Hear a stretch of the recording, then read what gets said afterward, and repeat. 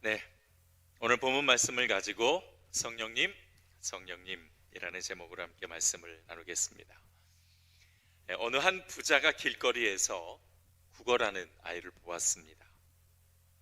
과거에 죽었던 자식이 생각나서 양자로 드리기로 했어요. 그 아이를 데려다가 가장 좋은 것으로 입히고 먹이면서 정성껏 양육했습니다. 그런데 그 아이가 예전에 구걸하면서 자기 마음대로 살던 그때를 그리워하다가 그만 양부모의 집을 뛰쳐나와서 다시 구걸하면서 살아가게 되었습니다. 제가 지어낸 이야기입니다. 정말 이런 일이 일어난다면 사실은 누구나 안타깝다라고 생각하실 거예요. 그런데 그렇게 살아가는 사람들이 있습니다. 스스로 영적 고아가 된 사람들입니다. 무슨 말이냐고요? 우리는 야훼 하나님이라는 위대한 분을 아버지로 둔 사람들입니다. 우리 아버지 되신 야훼 하나님은 세상을 창조하신 창조주이시면서 지금도 이 세상을 다스리고 계시고요, 또한 주관하고 계십니다. 모든 것이 가능하신 전능자이십니다. 그러니까 하나님은 모든 걸 가지고 계세요. 지금 우리말로 바꾸면은 그냥 하나님은 부자이십니다. 그래서 얼마든지 우리에게 모든 것을 풍성하게 주시는 분이시죠. 그런데 그 아버지의 집을 뛰쳐나와서 다시 세상을 구걸하는 영적 고아로 살아가는 사람들이 있다는 것입니다. 어쩌면 지금 우리 자신일 수도 있습니다. 오늘 본문 18절을 한번 보겠습니다. 내가 너희를 고아와 같이 버려두지 아니하고 너희에게로 오리라 라고 말씀하시지요. 예수님께서 나를 고아로 버려두지 않고 나에게로 오시겠다라고 말씀하셨습니다. 그렇다면 예수님은 우리에게 어떤 모습으로 어떻게 오신 걸까요? 16절을 보면 내가 아버지께 구하겠으니 그가 또 다른 보혜사를 너희에게 주사 영원토록 너희와 함께 있게 하리니 라고 말씀하시죠. 여기서 1인칭으로 말씀하시는 화자는 예수님이십니다. 예수님께서 또 다른 보혜사를 보내주셔서 우리와 영원히 함께 있겠다, 고아로 두지 않고 우리와 영원히 함께 있겠다라고 말씀하셨습니다. 그렇습니다. 예수님이 세상에 계실 때, 2000년 전에 예수님이 세상에 계실 때는 예수님이 보혜사가 되어주셨지만 예수님이 없으신 지금은 바로 성령을 통해 성령이 보혜사가 되어주셔서 우리와 영원토록 함께 하시겠다라고 말씀하신 거예요. 그것이 예수님이 우리와 영원토록 함께 계신 방법입니다. 자, 이 부분에 대해서 조금 더 설명을 드리도록 하지요. 보혜사라는 말은 중재자 또는 돕는 자라는 뜻을 가지고 있습니다. 영어로는 카운슬러라고 이야기를 해요. 많이 들어보셨죠? 예수님께서 사람들의 중재자가 되시고 또한 돕는 자로서 이 땅에 오신 겁니다. 그리고 십자가에서 죽으시고 부활하신 후에 다시 하늘나라로 하나님의 우편 보좌로 가셨지요. 그러니까 예수님은 지금 이 땅에 계시지 않습니다. 그러나 예수님 대신 보혜사의 역할을 하시는 분이 바로 성령님이시죠. 그 성령님을 우리 가운데 보내주셔서 예수님처럼 하나님과 나와의 그 관계에서 중재의 역할과 또는 우리의 삶을 돕는 역할을 해주시는 것입니다. 우리를 고아같이 버려두지 않기 위해서 나에게 보내신 분이 바로 성령님이세요. 반대로 말하면 성령을 모르고 살아가는 것은 곧 고아같이 버려둠을 당하는 것이고 그것은 하늘 아버지를 떠나 세상을 구걸하며 살아가는 것과 같은 것입니다. 앞서 설교 초임에 말씀드린 것처럼 그 부자 아버지를 떠나 다시 자기 마음대로 살아가려고 구걸하면서 세상을 살아가는 그 아이와 다를 바가 없다는 것이죠. 오늘 본문 17절에 굉장히 중요한 말씀이 나오는데요. 자, 너무 중요하니까 우리 함께 한 목소리로 읽어보도록 하지요. 준비되셨지요? 시작. 그는 진리의 영이라 세상은 능히 그를 받지 못하나니 이는 그를 보지도 못하고 알지도 못함이라. 그러나 너희는 그를 아나니 그는 너희와 함께 거하시며 또 너희 속에 계시겠음이라. 아멘. 자, 여기서 어디가 정말 중요한가 하면 세상 사람들은 성령을 받지도 못했고 보지도 못하고 알지도 못한다라는 겁니다. 반면에 하나님께 부름받은 성도는 성령을 알고 있을 뿐만 아니라 성령과 함께 살아간다라고 말씀하고 있다는 거죠. 자, 그렇다면 세상 사람과 그리스도인의 차이가 어디에 있는 겁니까? 성령에 있는 것이죠. 세상 사람과 그리스도인의 차이가 바로 성령님에 있는 것입니다. 성령을 아느냐 모르느냐, 성령과 함께 살아가느냐 성령 없이 살아가느냐가 세상 사람과 성도의 차이점이에요. 그렇게 본다면 성령을 알지 못하거나 또는 성령님과 함께 동행하는 삶을 살아가지 못한다면 구원받지 못한 세상 사람들과 다를 바가 없다라는 것입니다. 성령을 모르면 영생을 가졌어도 영생을 가진지 모르지요. 구원을 받았어도 구원을 받은지 모릅니다. 하늘의 모든 영적인 복을 받았어도 그 영적인 복을 누리지 못하지요. 하나님의 은혜와 복을 받을 수 있는데도 그걸 모르고 살아가는 사람과 같습니다. 하나님을 움직이는 기도의 열쇠를 가지고 있어도 그 열쇠를 어떻게 활용하는지를 모르고 살아가요. 결국 세상에 연연하고 세상 것만 바라보고 세상 것만 의지하며 세상 것을 얻기 위해 그저 인생을 송두리째 바칠 수밖에 없는 세상 사람들과 다를 바가 없다라는 것이지요. 성령이 없는 삶은 하나님이 없는 삶이잖아요. 하나님이 없는 삶을 살아간다면 그리스도인으로서 정말 비참하고 절망스러운 삶을 살아갈 수밖에 없는데 성령을 알지 못하고 성령을 모르고 살아간다면, 성령과 함께 동행하지 못하고 성령과 함께 하지 못한다면 결국 세상 사람들과 다를 바가 없다라는 것이죠. 자, 그렇다면 성령이 내 안에 계시는지 안 계시는지, 성령을 받았는지 안 받았는지 어떻게 알 수가 있을까요? 사도행전 2장 38절에 우리에게 분명히 증거해 주시는 말씀 하나가 있습니다. 자, 이것도 중요하니까 우리 한 목소리로 함께 읽어보겠습니다. 시작. 베드로가 이르되 너희가 회개하여 각각 예수 그리스도의 이름으로 세례를 받고 죄사함을 받으라. 그리하면 성령의 선물을 받으리니. 아멘. 자, 무슨 뜻이냐면 여기서 회개한다라는 이 말은 스스로 죄인임을 인정한다라는 뜻이에요. 자신이 죄인임을 인정하고 이 죄를 내가 해결할 수 없기 때문에 예수님을 믿고 신뢰하고 영접하면 세례를 받게 되고, 세례를 받으면 누구나 다 성령님과 함께 성령님의 선물을 받게 된다라는 겁니다. 성령의 선물은 성령과 함께 그분이 주시는 선물이 포함되어져 있는 거예요. 자, 정리해보면 자신이 죄인임을 인정하고 자신이 이 죄의 문제를 해결할 수 없기 때문에 예수 그리스도를 받아들이고 영접하고 믿는 사람은 누구나 다 성령을 주신다라는 뜻입니다. 자, 그렇다면 여러분은 성령을 받으셨습니까? 안 받으셨습니까? 네, 받으셨습니다. 물론 이 자리에는 아직 예수님을 믿지 못하거나 받아들이지 못하신 분도 계실 거예요. 괜찮습니다. 문제될 거 없어요.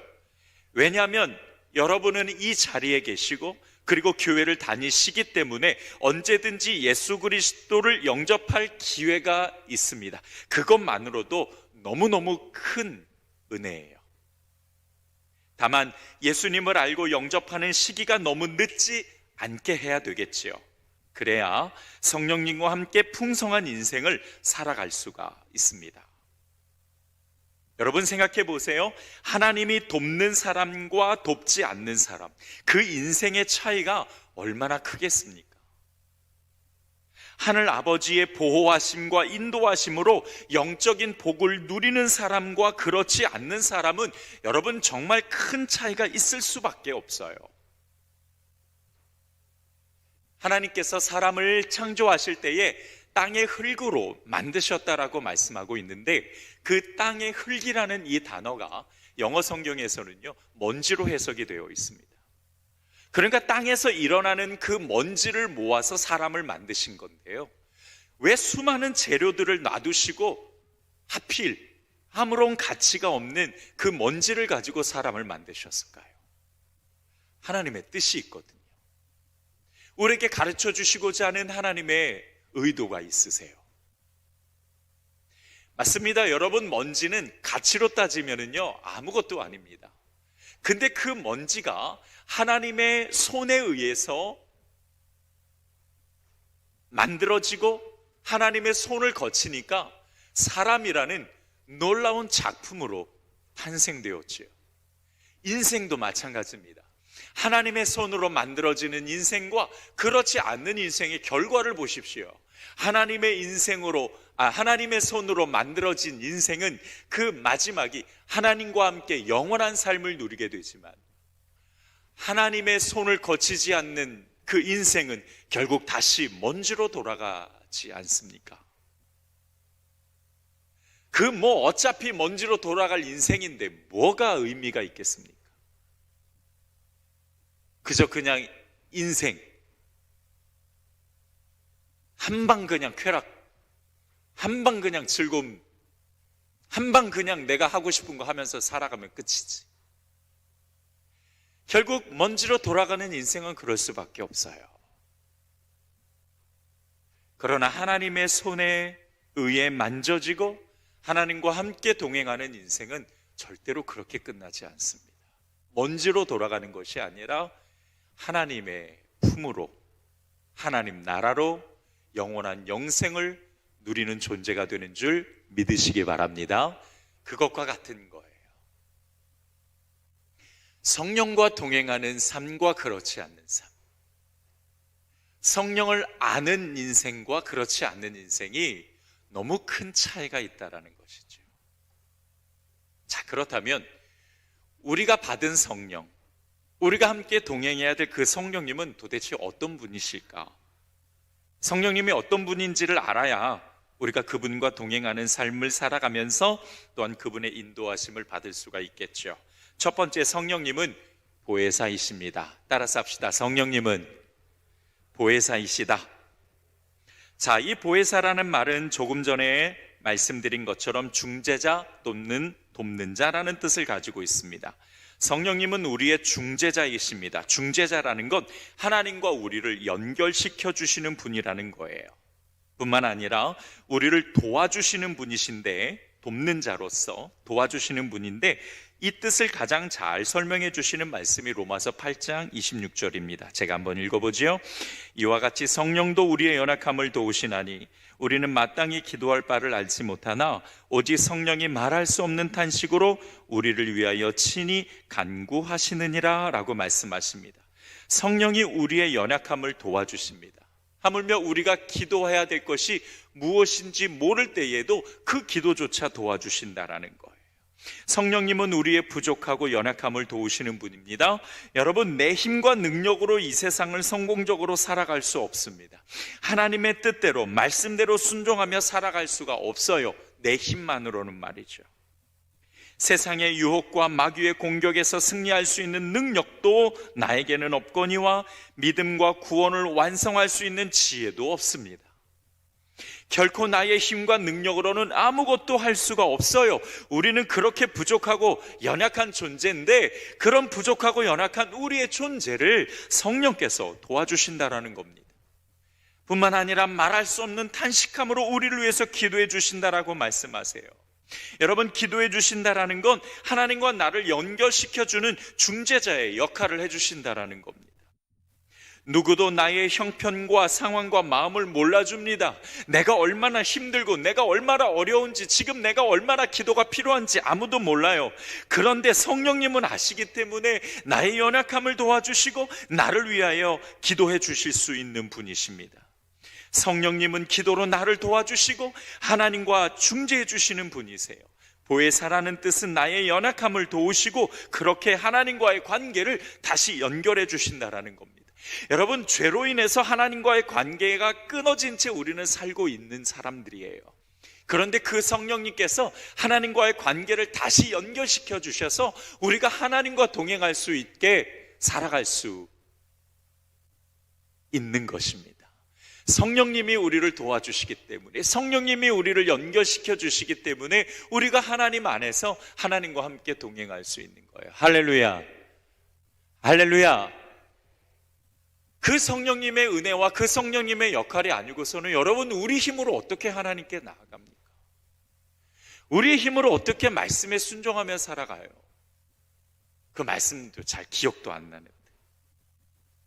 그래서 두 번째, 성령님은 우리를 가르쳐 주시고 생각나게 해주시는 분입니다. 요한복음 14장 26절을 보면 보혜사 곧 하나님께서 내 이름으로 보내실 성령, 그가 너희에게 모든 것을 가르치고 내가 너희에게 말한 모든 것을 생각나게 하리라 라고 말씀하십니다. 성령님께서 가르쳐 주시고 생각나게 하시는 것은 바로 예수님의 말씀이에요. 그리스도인은요, 예수님을 믿고 예수님의 말씀을 따르는 사람입니다. 아멘. 그게 신앙이에요.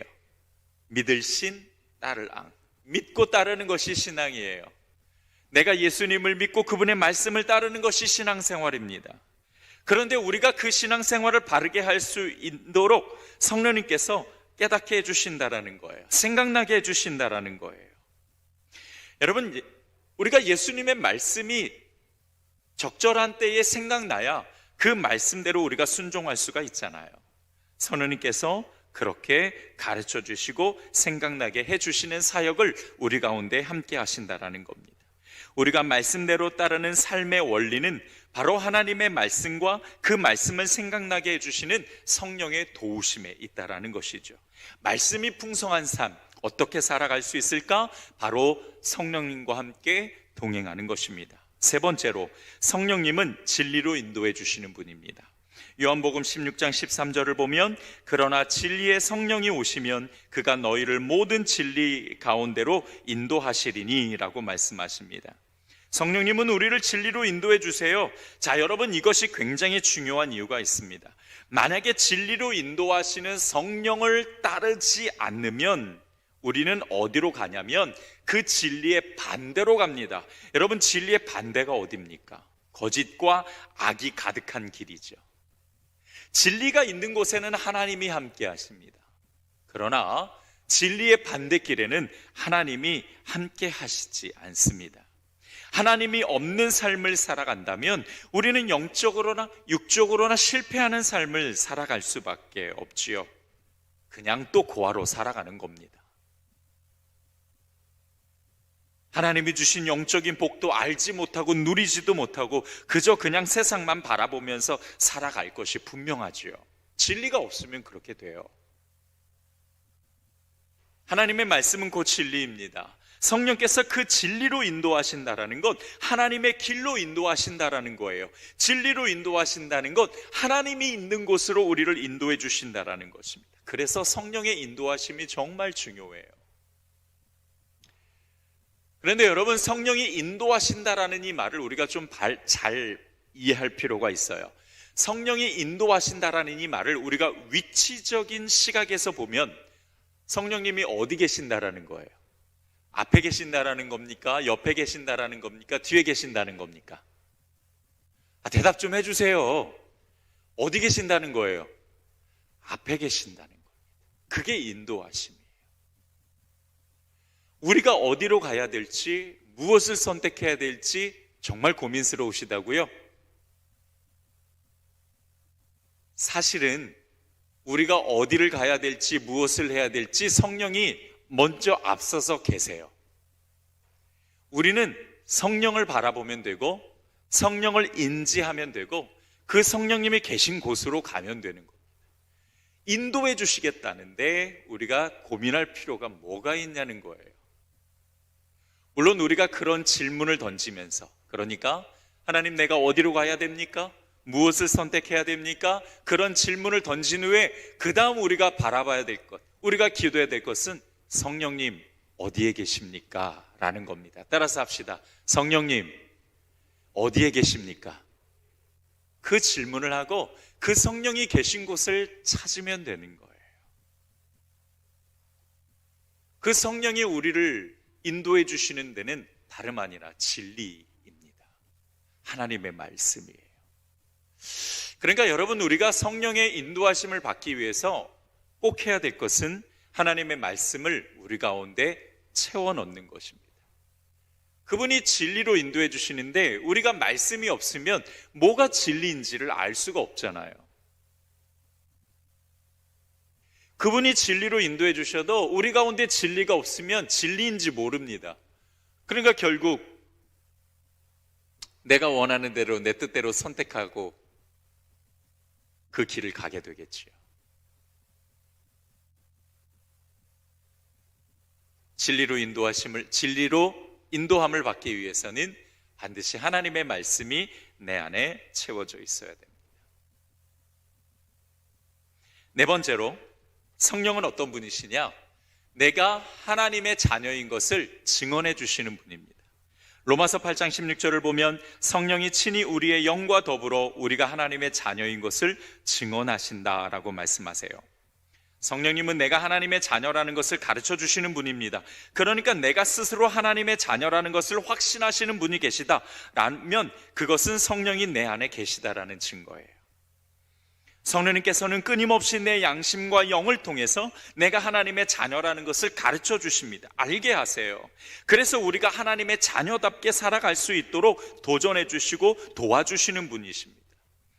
성령님의 증언이 없으면요, 여러분, 우리가 자꾸만 하나님의 자녀라는 것을 잊어버려요. 그러면 자꾸 하나님을 떠나게 되고 결국 또 고아로서 삶을 선택하게 되는 겁니다. 그러니까 성령이 내 안에서 하나님의 자녀라고 증언해 주시는 것이, 이것이 얼마나 중요한 사역인지 몰라요. 뿐만 아니라 더 나아가서 하나님의 자녀라는 것을 증언해 주신다는 건 곧 우리 안에 하나님이 주신 영생과 구원의 확신을 가질 수 있게 하신다라는 뜻도 되는 겁니다. 여러분, 구원의 확신을 갖고 살아가는 것이 얼마나 큰 은혜인지 모릅니다. 구원의 확신을 가지면 가장 우리에게 드러나는 삶의 특징이 있어요. 뭐냐면 세상의 것에 연연하지 않아요. 내 안에 내가 구원의 확신을 가지고 있으면 우리는 어디를 바라보게 되냐면 하나님 나라를 바라보게 됩니다. 하나님 나라를 소망으로 삼고 살아가기 때문에 이 땅의 것에 연연하지 않아요. 세상적인 성공, 세상적인 부, 세상적인 명예, 그런 것에 별로 연연하지 않습니다. 어차피 이 땅에 우리가 떠나면 다 버려질 것에 뭐하러 연연합니까? 주시면 감사, 안 주셔도 감사. 때로는 우리 가운데 편안한 삶을 주셔도 감사, 때로는 고난을 주셔도 감사. 왜? 하나님 나라가 우리의 소망이니까. 구원의 확신을 가진 사람은 그렇게 살아갑니다. 그래서 성령님께서 우리 가운데 하나님의 자녀인 것을 증언해 주시는 건 너무 중요한 거예요. 자, 이것 외에도 지금 네 가지를 말씀드렸는데 이것 외에도 성령이 하시는 역할은 굉장히 많습니다. 가장 중요한 네 가지를 여러분께 말씀드린 거고요. 자, 그런데 여기에서 이렇게 설교를 딱 끝낸다. 그러면 설교가 빨리 끝나니까 여러분 너무 좋으시겠죠. 하지만 이렇게 설교를 끝내버리면 그냥 지식적으로 성령님을 아는 것으로 끝나버릴 겁니다.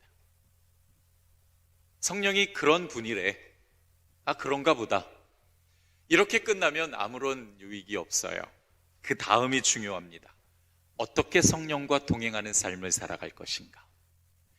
두 가지로 여러분과 함께 적용점을 나누고 마치도록 하겠습니다. 첫 번째, 따라서 합시다. 성령님과 인격적인 대화를 시작하자. 여러분, 성령 하나님은 인격적인 분이세요. 영이시기 때문에 눈에 보이지는 않지만 성령님도 우리가 가지고 있는 인격을 소유하고 계신 분입니다. 물론 성령님은 인격만 가지고 계신 것이 아니라 하나님이시기 때문에 또한 하나님의 격도 가지고 계세요. 에베소서 4장 30절을 보면 성령님도 근심하신다라는 말씀도 있고요. 누가복음 12장 10절을 보면 성령님이 모욕을 느끼시기도 해요. 야고보서 4장 5절을 보면 성령님도 질투하고 시기하신다라는 말도 나오고요. 이렇듯 성령님은 우리가 느끼는 그 감정을 함께 느끼실 수 있다라는 뜻입니다. 이건 무슨 뜻이냐면 얼마든지 사람과 교통하고 교제하실 수 있다라는 거예요.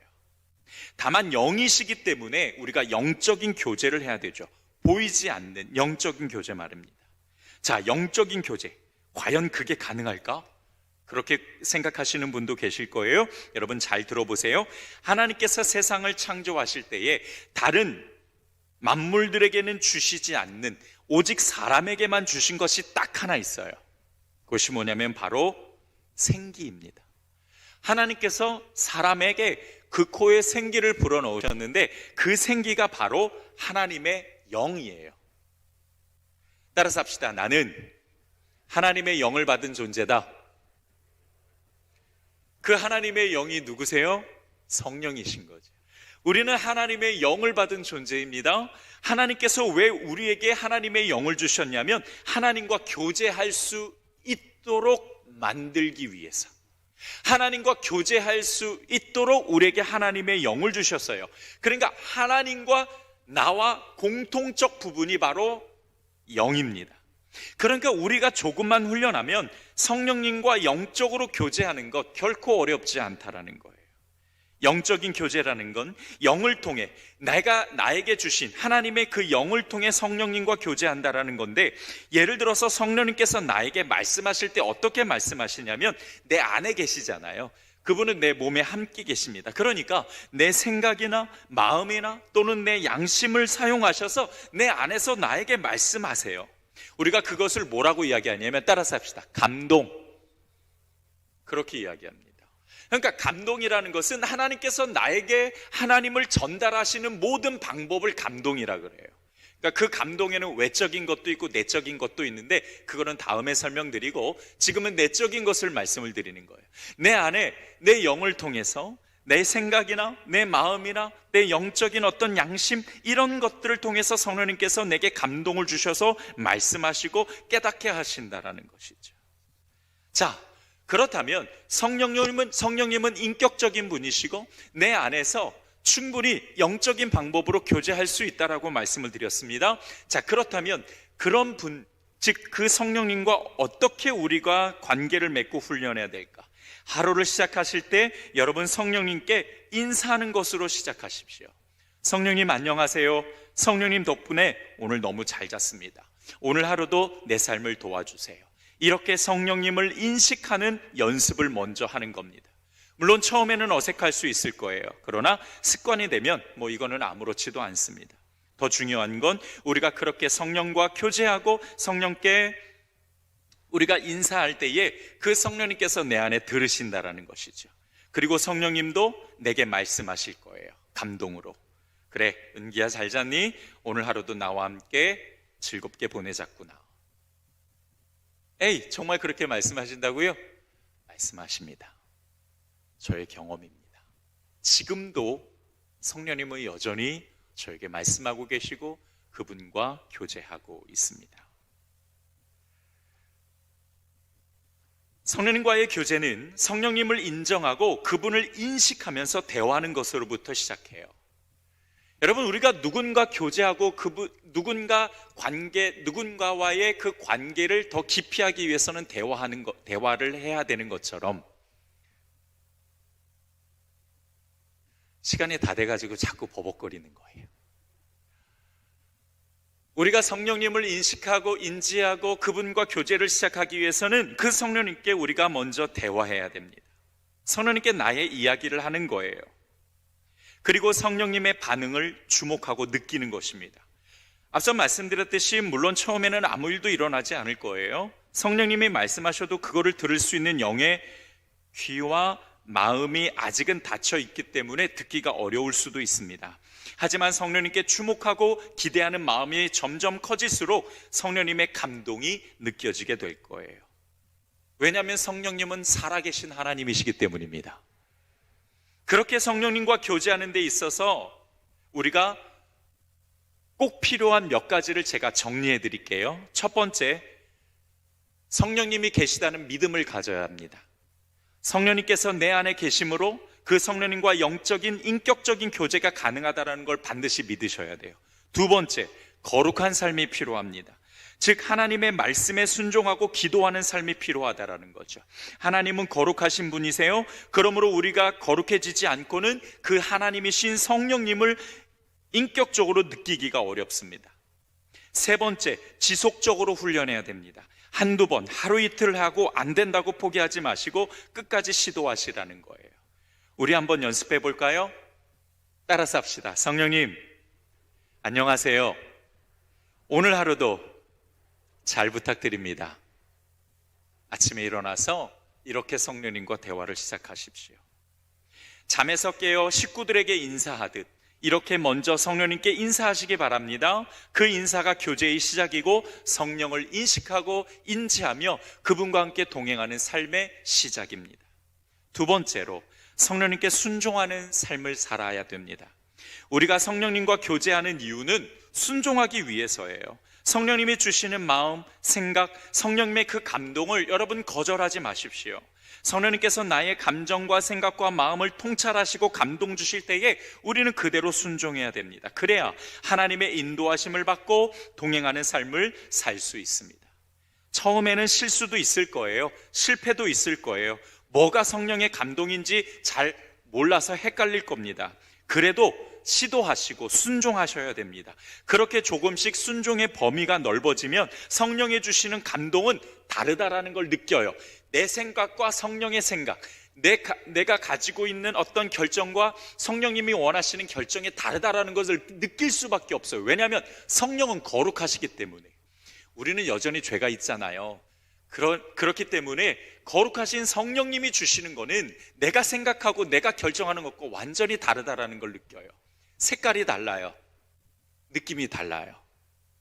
우리 안에는 분명히 성령이 계시기 때문에 또 우리는 하나님의 영이 있기 때문에 그 부분을 충분히 느낄 수가 있습니다. 여러분, 하나님 없는 삶은 영적 고아와 같아요. 하나님의 보호하심과 인도하심, 하나님의 은혜와 복을 누리는 삶은 곧 성령께 순종하는 삶입니다. 순종하지 않는 교제는 사실은 어떤 교제의 의미가 없어요. 만약 성령님의 감동에 순종하지 않으면 성령님께서도 더 이상 감동을 주시지 않아요. 반응하지 않으신다라는 거죠. 그리고 순종할 때까지 기다리십니다. 순종은 더 깊은 교제와 더 깊은 인도하심을 받을 수 있게 하기 때문에 여러분, 작은 것에도 순종을 하셔야 된다는 거예요. 예를 들어서 시간이 너무 없지만 여러분이 좀 궁금해하실 수 있으니까 예를 들어서 그런 거예요. 그냥 문득 아주 그냥 살짝 스쳐 지나가는 생각으로 누군가에게 전화를 해야 되겠다라는 생각이 들어서 전화를 했습니다. 제 경험이에요. 근데 그분이 전화를 받자마자 엉엉 우시는 거예요. 목사님, 제가 이런 일이 있어갖고 너무 힘들고 속상해서 이거를 어떻게 해야 되나? 하나님께 기도했어요. 내가 이거를 어떻게 해야 되냐고. 근데 마치 하나님께서 응답하시듯이 목사님한테 전화가 왔어요. 목사님, 어떻게 하면 될까요? 기도해드리고 거기에 대해서 함께 상담하고 이야기하고 그분이 그것으로 힘을 얻는 것을 정말 많이 경험을 했습니다. 뭐 그런 경우는 비일비재하고요. 뿐만 아니라 뭐 여러 가지 그 성령의 감동에 순종해서 얻게 되는 은혜들과 이익들이 참 많아요. 자, 그렇다면 성령님이 주시는 생각, 마음, 성령님이 주시는 감동을 우리가 어떻게 분별해야 될까? 이게 참 중요하잖아요. 성령님과 교제하는 분들이 가장 어려워하시는 문제가 바로 이거거든요. 자기 생각인지 성령님 생각인지 구분하기가 어려운데, 앞서 말씀드렸듯이 성령님은 하나님이시기 때문에 그 거룩함으로 주시는 거기 때문에 조금 다릅니다. 그런데 그렇게 다른 것을 느끼기 전까지 우리는 성령의 감동을 구분할 수 있는 기준을 먼저 가지고 있어야 돼요. 첫 번째로 영을 위한 건지 육신만을 위한 건지 판단하셔야 됩니다. 성령님이 주시는 감동의 차이예요. 성령님이 주시는 감동은 영과 육 모두를 유익하게 합니다. 만약 육신만을 위한 거라면, 그러니까 육신의 즐거움과 육신의 쾌락만을 위한 거라면 그거는 성령의 감동이 아니라 내 생각일 확률이 100%예요. 육신의 즐거움, 육신의 쾌락만을 위한 기도는 안 들어주시거든요. 그러니까 성령님이 주시는 감동은 내 육신뿐만 아니라 영에게도 유익이 있습니다. 두 번째로 성경에 근거한 것인지 판단하셔야 돼요. 성령님은 우리를 진리로 인도해 주신다 그랬잖아요. 그렇기 때문에 악한 것이나 죄를 유도하시지 않아요. 죄를 짓게 하지 않으십니다. 성령님이 주시는 감동은 반드시 성경에 나와 있어요. 그거를 잘 모를 때에는 여러분 주위에 도움을 받으셔야 돼요. 여러분 교구장님이나 또는 영적 지도자나 또는 여러분보다 성숙한 믿음을 가지신 분이 계시면 그런 분들에게 도움을 요청하시면 됩니다. 그러면 분별해 드려요. 이렇게 두 가지 기준을 가지고 성령의 감동을 분별하시면 됩니다. 말씀을 정리하겠습니다. 성령님 없이 사는 것은요, 영적인 고아와 같아요. 고아는 하나님의 보호하심과 인도와 은혜와 복이 없다라는 겁니다. 그러므로 우리가 하나님 안에 들어가기 위해서 반드시 성령의 인도하심을 받아야 되는데, 성령은 어떤 분이시냐? 우리의 연약함을 도우시고 하나님께로 인도해 주시기 위해 기도해 주시는 분입니다. 두 번째로 성령님은 예수님의 말씀을 가르쳐 주시고 생각나게 해주시는 분이고요. 세 번째로 성령님은 우리의 삶